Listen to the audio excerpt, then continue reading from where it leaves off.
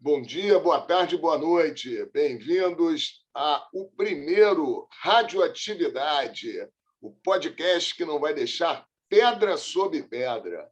Meu nome é Orlando Zacconi, sou coordenador nacional do Movimento Policiais Antifascismo e hoje nós estamos iniciando esse programa, o primeiro de uma série, onde nós vamos debater questões relevantes nesse momento eleitoral. Esse ano é um ano de eleições. Vamos falar sobre economia, evidentemente, segurança, cultura, sistema prisional e uma série de temas que eu, ao longo da minha trajetória política, estive junto com grandes amigos e grandes personalidades que têm muito a contribuir nesse debate. E hoje, no primeiro programa, nós temos a participação de um grande amigo, o MC Leonardo. MC Leonardo da Rocinha, que nós já temos aí uma caminhada juntos de longa data. Conheci o MC Leonardo, salvo engano, no ano de 2007, quando eu era coordenador.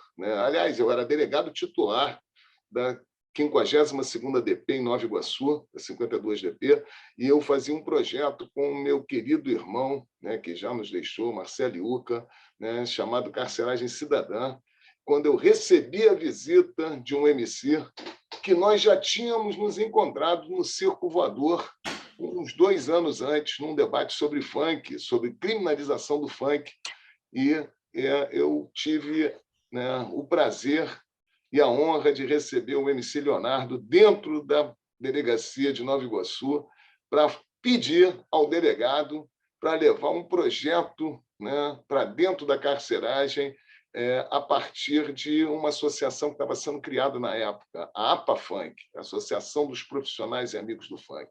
E nós tivemos a oportunidade de realizar muitas rodas de funk dentro do cárcere. MC Leonardo, fiz aí as apresentações. Se eu ficasse só te apresentando, falando do seu currículo, o podcast ia terminar. Tem muito mais coisa para a gente falar. Obrigado por você estar aqui comigo. Seja bem-vindo. Valeu, Zacconi. Valeu pelo convite. Estamos juntos sempre, você sabe disso.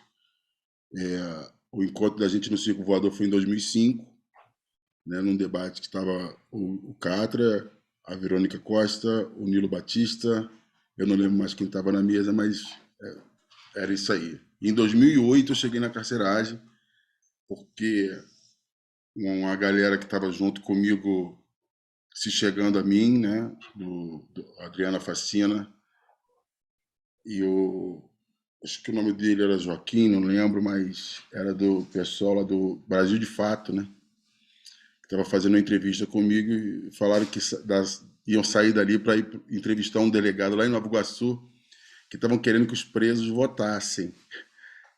Aí eu falei, porra, eu quero conhecer esse delegado. Quando eu cheguei lá, eu já conhecia. Engraçado que eu não fui sabendo que eu já te conhecia. Quando eu cheguei lá, foi muita coincidência ter sido o mesmo delegado. E, ao mesmo tempo, coincidência não, Porque o delegado do Circo Voador estava com um discurso totalmente diferente dos outros delegados. Então, era o delegado diferente, buscando a garantia do direito, aprendi muita coisa do seu lado, mas a minha luta pelo funk, junto com algumas pessoas de dentro do meio do funk, principalmente os artistas que estavam compondo e cantando, era pelo direito autoral, Até a morte do Tim Lopes, eu me preocupava com o direito autoral. Quando teve a morte do Tim Lopes, eu começo a pensar que o funk deveria ter uma associação, deveria ter uma proteção, deveria ter um sindicato, sei lá como é que seria o nome, e começa a minha caminhada de encostar em todos os artistas que encostaram em mim e que ainda encostam, escutam bastante o que tem que ser feito, pelo menos a minha opinião sobre o que está acontecendo e como a gente poderia reagir. E em 2008,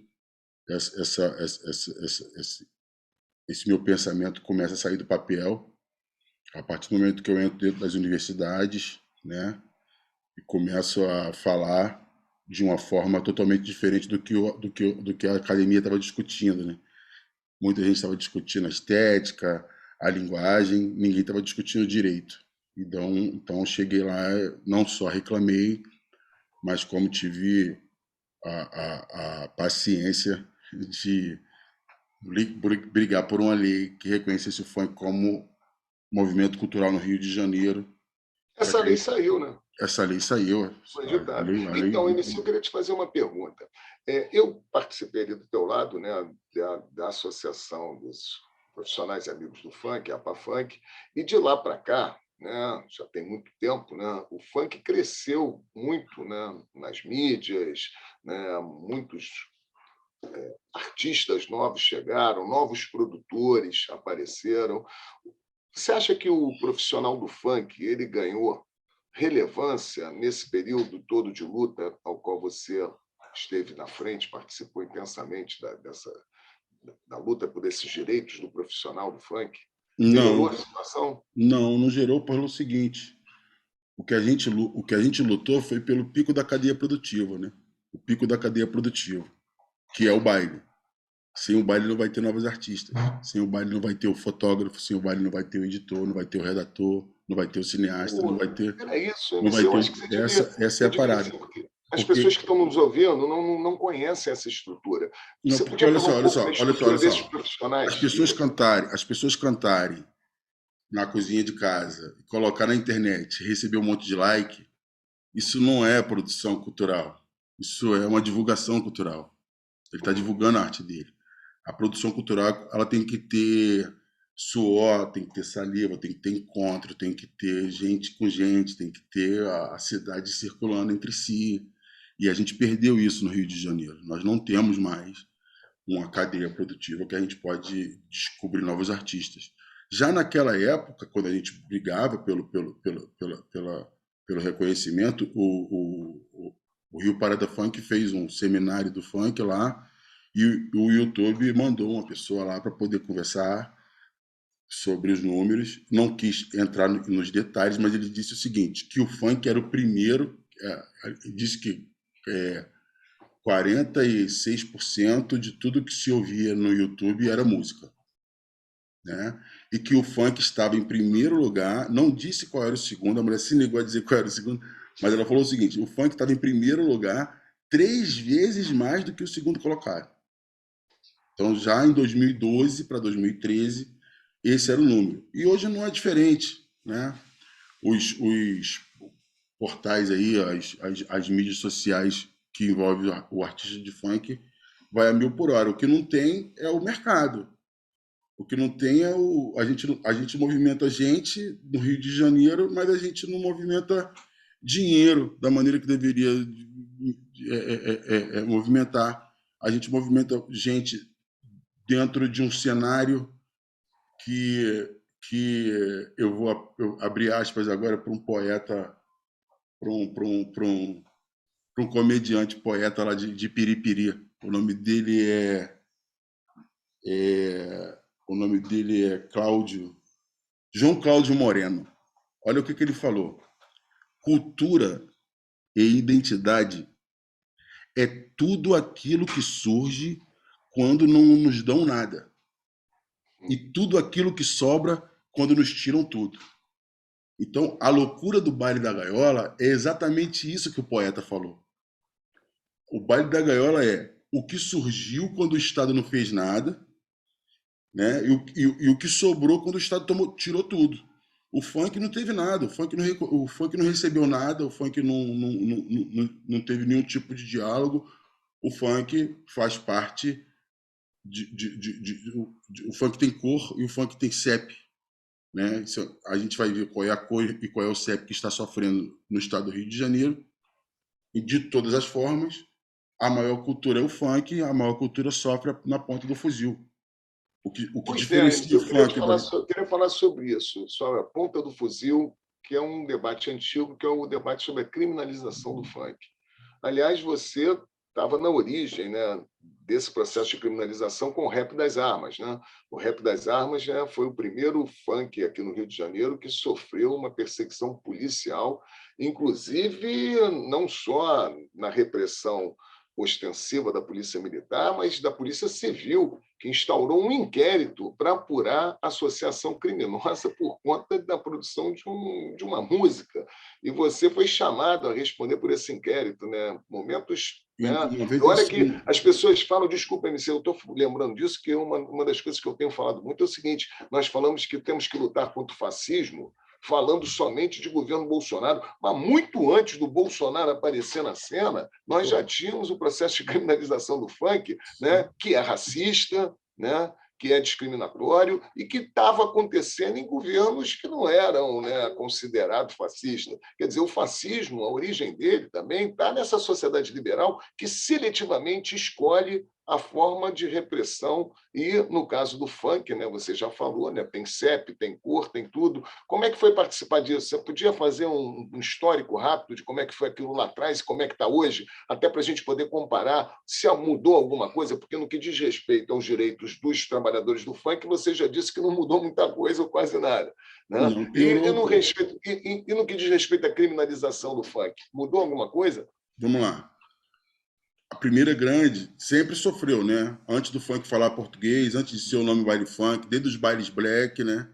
Que esse modelo de se fazer cultura no Rio de Janeiro sempre foi perseguido, sempre foi proibido, sempre foi censurado, de diversas formas.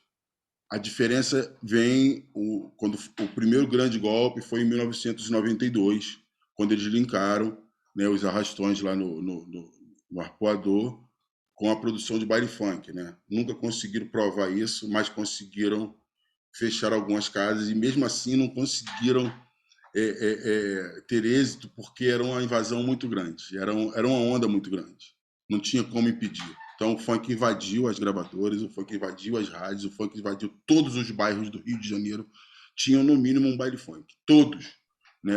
Eu digo de 93 a 95. Em 95, no lançamento do Rap das Armas, a gente foi chamado lá para prestar esclarecimento à Polícia Civil, né, a DPCA, Delegacia de Proteção à Criança e Adolescente, a doutora Márcia Julião, que nos ouviu lá. E Minha amiga, a doutora Márcia Julião, mandar ela um foi abraço para ela. ela que me ouviu lá e perguntou se a gente sabia o que era apologia, e eu falei que eu estava na Sony Music, que apologia era propaganda, que eu tinha lido que apologia era propaganda, e que quem tinha que estar sentado ali era o advogado da Sony, né? Que se eu fiz uma coisa e a Sony está propaganda, né? Quem está fazendo apologia é uma multinacional. Ela sorriu e tal, e a gente nunca mais foi chamado. Mas em 92 teve esse grande baque, e em 2002, 10 anos depois, né, teve o Tim Lopes, né? Então o Tim Lopes foi instantâneo, assim, foi o dia seguinte. O Tim Lopes morreu num dia, no outro dia o funk perde 40% do seu mercado. Corpo de bombeiro, delegacia, dificuldade de se conseguir um alvará, todos os grandes clubes perderam, todas as grandes equipes de som perderam, mas mesmo assim o funk foi galgando. Então, o funk... Agora, desculpa, MC, mas em relação ao Tim Lopes, é bom a gente consignar, e você é muito bom para isso, nós já discutimos isso, inclusive dentro da academia de polícia, né? Fizemos uma mesa para mostrar como que foi construída essa criminalização do funk, no caso Tim Lopes. Sim. Na verdade, Tim Lopes não foi investigar baile funk, né? A Polícia Ele Civil... estava ali fazendo um outro tipo de investigação que gerou a morte dele e se jogou o funk dentro do problema. Você pode dar um resumo rápido desse caso? Então, a Polícia Civil tirou o funk no primeiro depoimento. Quando o motorista do Tim Lopes diz que ia pegar o Tim Lopes 10 horas da noite para ir para casa, qual é o baile funk que ele foi filmar? Né? Não existe. O Tim Lopes colocava uma câmera... O Tim Lopes colocava uma câmera na cintura dele, no cinto, né? Na praça de alimentação do shopping da Penha, e ali mesmo o cara ficava filmando. Filma aquela mulher no Bob's, Tim, ele filmava. Filma aquele cara de amarelo ali, não sei aonde, o Tim filmava. Tudo bem, Tim, pode ir. Então ele saía dali, já do shopping da Penha, com aquela bateria só funcionava 2 horas, isso já era 8 da noite, ou seja, 10 horas o Tim Lopes ia parar de trabalhar, mesmo se ele não quisesse, porque ele não teria mais condições técnicas para isso, né? E 9 pessoas foram condenadas, né? Levadas a júri.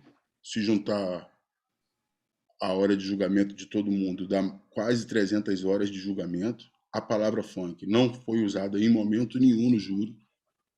A única coisa, a única pessoa, a única organização, a única versão, né, que foi colocada pela Rede Globo, e foi a única mesmo, né, copiadas pelas outras, né, é que o Tim Lopes tinha ido na favela filmar baile funk. Eu tive acesso a 8 horas de filmagem, né? O inspetor Daniel Gomes, né? Salve para vocês, Daniel. Sou muito grato a Um você abraço, Daniel. em ter me recebido lá na delegacia. O inspetor Fábio Neira também, que hoje está lá na Cadepol, lá, na Copol lá também. Foi outro que me ajudou muito nessa época.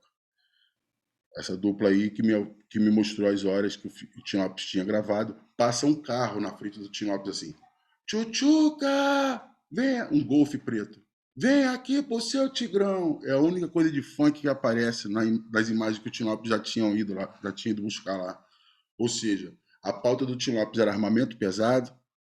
Ele já tinha feito uma filmagem lá dentro que tinha prendido um dos chefes do tráfico naquele local, e a Rede Globo, mesmo assim, não impediu o Tim Lopes de voltar naquele lugar onde ele foi torturado e assassinado. Então, o funk ficou como bode expiatório. Aquilo me doeu muito, E você porque hoje, como é que você vê, qual era o interesse naquele momento de se criminalizar o funk por conta... Por que eles queriam esconder que o Tim Lopes estava indo ali fazer uma segunda matéria sobre o tráfico de armamento drogas? pesado era a pauta do Tim Lopes. Nada tinha a ver com baile funk. Na versão da Rede Globo, tinha prostituição infantil, mano. É o Tá que eles ligado? falam. Que tinham menores, crianças seminuas, e que uma vizinha do baile viu uma criança seminua rebolando no baile e ligou para a Rede Globo. E ela foi e mandou o Tim Lopes lá. Ou seja, uma loucura, né? E uma loucura total. E mais que o funk perdeu no dia seguinte. Então, 10 anos depois desse fato, né, vem a implementação das UPPs. Aí foi a gota d'água. Porque em 2008, quando eu chego, com os dados, com tudo, com a necessidade de se fazer uma lei, eu me deparo com a pesquisa da Fundação Getúlio Vargas, que naquele momento dizia que o Rio de Janeiro tinha 300 bailes por final de semana, que movimentava de 10 a 12 milhões de reais por mês e que tirava 3 milhões de pessoas de casa, ou seja, a cada 3 pessoas que saíam de casa no Rio de Janeiro, uma estava indo para baile funk, em 2008. Aquilo para a gente já era um número muito pequeno, porque a gente vinha de 800 bailes, né, no estado todo. Então, quando muita gente falava, caramba, 300 bailes, a gente falava assim, ó, a gente vai perder esses 300 aí. Porque a gente já perdeu mais que o dobro. Isso aí pra gente, e todo mundo olhando pra gente, achando que a gente estava exagerando, ver as UPPs e os mega eventos, né? Os mega eventos foram muito prejudiciais para o funk, né? Porque colocou todo mundo, e um montão de regra aí, um montão de resoluções e decretos aí que começou a cobrar para o pequeno produtor a mesma coisa que cobra para os grandes bailes. Então, foi muito prejudicial para a gente. A gente está até hoje com esse MC, me prejuízo. desculpa até porque eu queria lembrar um fato muito importante que você também participou ao meu lado, né, que foi o pedido, né, da casa de show Emoções, na Rocinha, né, para ser reinaugurada, né, e tinha um baile marcado que foi proibida, né, por conta de uma decisão arbitrária da comandante da UPP da época. Né? Não sei se era a Major Priscila, Era talvez. ela, Era a era Major ela. Priscila, exatamente. Proibido dentro do carro. E é Passou de. interessante o diálogo. Você sabe que eu costumo citar esse fato nas minhas aulas, né? Falando sobre o PP, porque, repara, a história foi a seguinte, se eu estiver errado, você me corrige. Né? A casa de espetáculos Emoções, que fica, né, no limite ali da favela da Rocinha, da comunidade da Rocinha, ela estava fechada por conta de impedimentos de posturas municipais. Né? Não tinha saída de emergência, não tinha acessibilidade. Isso tudo veio muito à tona por causa daquele negócio do incêndio da Boate Kiss, que passou a ter, né, uma fiscalização maior nas boates e tudo em todo o Brasil. E aí fecharam ela por conta dessas limitações estruturais de legislação mesmo municipal. Aí o empresário, o proprietário da Casa Emoções, conseguiu um sócio que entrou com capital para fazer e realizar as obras necessárias para colocar o espaço físico da casa de show em condições de abrir. E assim fizeram. Conseguiram um alvará da prefeitura como casa de espetáculo para funcionar, cumprindo todas as exigências. E anunciaram reabertura de Emoções.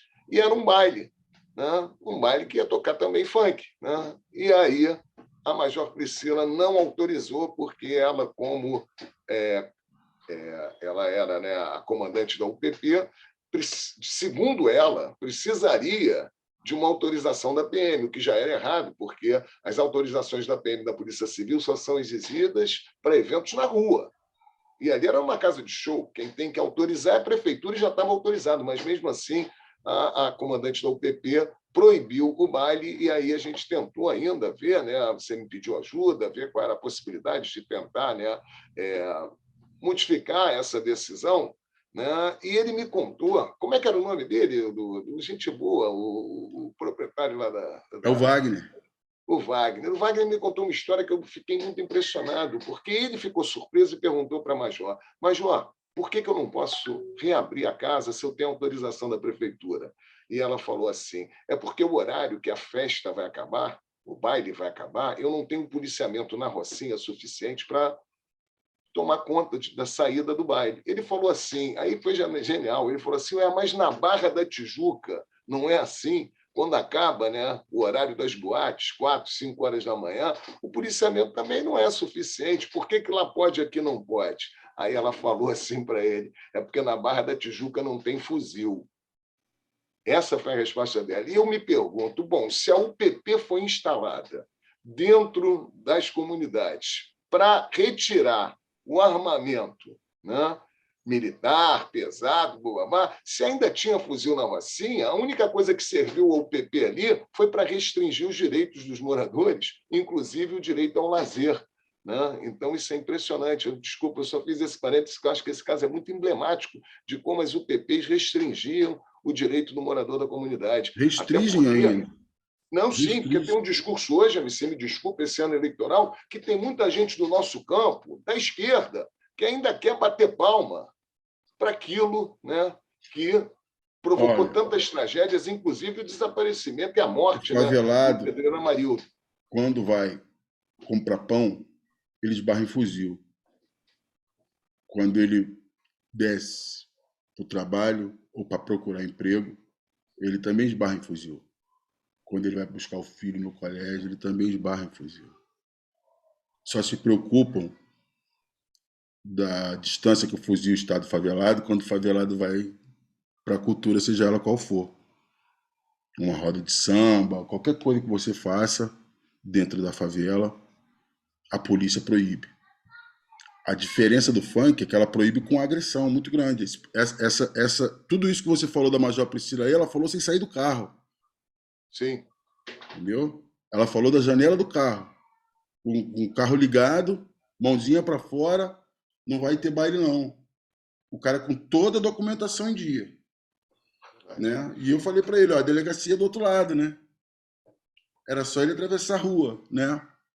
Mas as pessoas não querem dar o próximo passo, Zacone. Tá muito difícil do favelado dar o próximo passo. O favelado vai conversar com polícia, qualquer um deles para poder fazer evento, ele já chega todo, meu chefe, ô meu chefe, né? Posso falar com o senhor com todo respeito, tá? Ele já chega todo, ele não se coloca como um agente de cultura, como um trabalhador. Ele não se comporta como alguém que tem que pedir, tem que avisar para a polícia, né? A polícia tem que ser avisada. No Estado Democrático de Direito que a gente vive, é isso, né? A polícia tem que ser avisada que em um determinado local, em determinada hora, em determinado número de gente vai estar saindo de um local da cidade para um outro local, porque vai haver um evento. A polícia tem que dar segurança, a secretaria tem que acionar o transporte de todo mundo, né? A secretaria de transporte, a secretaria de cultura, principalmente, tem que lutar para que todo mundo volte para casa com segurança. Isso não é feito. Deixa eu lhe falar só o seguinte: nós já temos aqui já mais de 20 minutos do nosso podcast, e a nossa ideia é fazer com que ele não ultrapasse 30 minutos, que nós entendemos que é um Sim. tempo razoável para as pessoas poderem desfrutar. Eu gostaria de conversar contigo o dia inteiro, MC, porque você... E vamos. Hein? Já vamos. De vez em quando podemos fazer. Mas, assim, eu queria já... Vou fazer um podcast também, vou te convidar para a gente conversar 4 horas. Porra, que honra! Eu quero estar lá. Agora, MC, eu vou te falar. Leonardo, eu queria fechar, né, esse nosso papo, né, que vai ser o lançamento, né, do Radioatividade, com 2 questões que eu acho importantes. Primeiro, a gente está nessa luta já tem muitos anos, né? Você, então, né, pelo menos aí a gente pode botar aí quase uns 20 anos, né, nessa batalha, né? E você vê alguma modificação, alteração no quadro que você indicou lá na origem, né, da criminalização do funk, né, da dificuldade de valorização do profissional do funk, da possibilidade dessa cultura se expandir nas comunidades, nas favelas do Rio de Janeiro? Mudou alguma coisa? Não mudou nada? E o que a gente pode fazer no campo da luta política para mudar, né? Essa é a primeira questão. E a segunda questão que eu queria fechar contigo, queria que você falasse para mim, se você fosse deputado federal, qual o projeto de lei que você acha que seria importante para que a gente possa, né, melhorar a condição da produção cultural das favelas, das comunidades, principalmente, né, no sentido de ajudar o funk a não sofrer esse processo de criminalização e controle que nós temos acompanhado aí nesses anos todos? Então, uma pergunta está ligada ao primeiro. Sim. O funk, assim como a favela faz parte da cidade, não vamos ajudar cultura nenhuma criando leis de fomento para ela, só. O que a gente tem que modificar, e eu como deputado federal faria o seguinte: por que o Bolsonaro parou de falar em Lei Rouanet depois que ele foi eleito? Ele não fala mais. Porque a Lei Rouanet é o seguinte: quem decide para onde vai o dinheiro da cultura no Brasil é uma marca, seja ela qual for. Marca requer vitrine. Toda marca quer estar do lado de alguma coisa que seja uma vitrine. Então a Lei Rouanet é uma maneira dos empresários no Brasil, seja ele dono de banco, dono de aviação, dono de cervejaria, né, dizer para onde vai o dinheiro da cultura. A Lei Rouanet é uma maneira covarde, eu digo covarde pelo seguinte: quem diz para onde vai o dinheiro da cultura no Brasil é uma cervejaria, uma companhia aérea ou um banco. Tá? Esses decidem, são os maiores, né, que dizem, e a Petrobras, né, que dizem para onde vai o dinheiro da cultura do Brasil. Essa forma de se fazer investimento na cultura faz com que esse banco, ou essa aviação, ou essa cervejaria faça propaganda de graça com o nosso dinheiro. Por quê? Parte do dinheiro arrecadado da Lei Rouanet serve para poder divulgar o tal evento. Então o cara colocou 1 milhão no show de fulano. Esse 1 milhão que ele colocou vai, de certa forma, gerar para ele aí uns 750 mil reais de isenção de imposto. Só que com esse 1 milhão que o artista pega, ou o produtor pega, ele é obrigado a destinar parte dessa verba para divulgação. Então, quando você vê bastidor, outdoor, quando você vê qualquer coisa divulgando peça de teatro, seja o banco que for, aquilo é propaganda com dinheiro público. Essa é a grande covardia da Lei Rouanet. E por isso o Bolsonaro ficou pianinho. O que eu faria como deputado? Deveria existir um fundo de cultura que quem colocasse o dinheiro nesse fundo de cultura também tivesse isenção. Porém, para ele poder estar linkado a qualquer tipo de evento, paga-se a divulgação do evento. Ele vai tirar dinheiro dele para poder fazer propaganda. Agora, da maneira que está hoje, está o seguinte, mano. O Circo de Solé é meu grande exemplo para isso, né? Os caras chegam aqui, recebem dinheiro de tudo quanto é lado, todo mundo paga para aquele circo existir, o camarada, em vez de cuspir fogo ou subir no trapézio lá na Cinelândia ou lá no aterro do Flamengo, o Circo de Solé não podia cobrar ingresso, não, porque todo mundo já pagou por aquilo ali. E todo mundo e todas as empresas que financiaram, por onde o Circo de Solé passa, né, tem a marca da empresa que bancou com o dinheiro público, e isso está errado. Então, um fundo de cultura que eu colocaria como deputado, que obrigasse as empresas a investirem na cultura sem olhar quem. Aí sim discutiria uma maneira de divulgação, de distribuição dessa verba, aonde fosse feito o fomento da cultura. Hoje não está em fomento, hoje está propaganda, vitrine, para as grandes marcas no Brasil continuarem decidindo para onde vai esse dinheiro. Com dinheiro nosso, eles fazem tudo. Dizendo que estão fazendo pela cultura. Não estão. Eles não estão fazendo pela cultura, estão fazendo pelas suas marcas. Mas está todo mundo pagando. O funk vai ser sempre uma péssima vitrine para qualquer marca. Por quê? Diante da realidade midiática em volta do funk, baile funk na cabeça da classe média do Brasil é igual a reunião de traficante. Então não interessa o tanto de gente que a gente movimente, não interessa o tanto o ovo de Colombo que é o funk. O funk é o ovo de Colombo.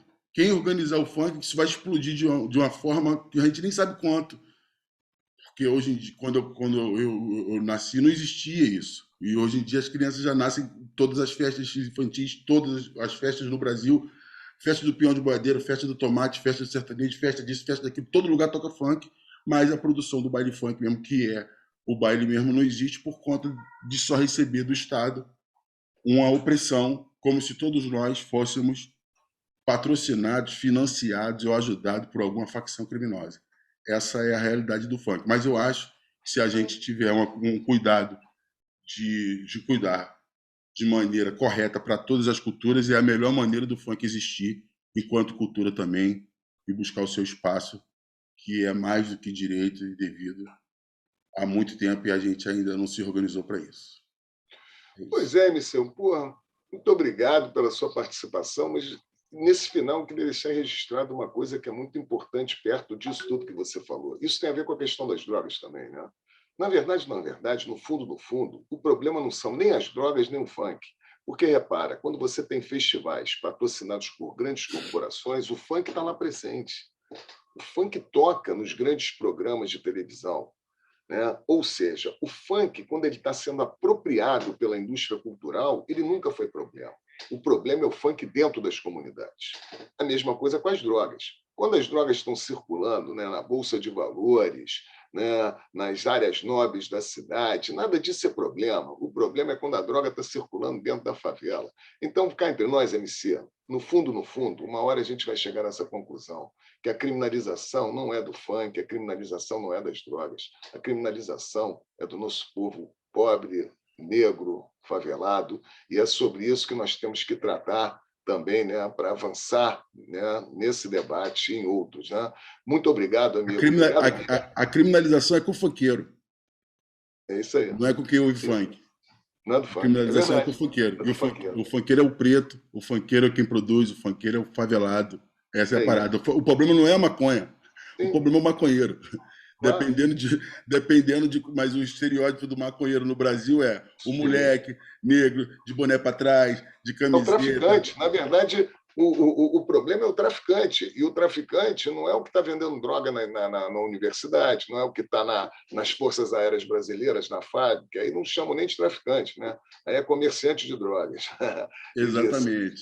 Então é isso, irmão. Olha, muito obrigado, Tamo MC, junto. por você ter me dado a honra de tê-lo no primeiro podcast, né? Radioatividade, e nós vamos continuar aí na luta para não deixar pedra sobre pedra. Amigo, grande abraço. Tamo Né? Manda um junto. abraço grande no Júnior, no meu irmão, né? Da tua dupla, né? Nosso irmão, Júnior. Então, valeu, irmão. Tamo juntos aí. Um Obrigado, abraço. MC.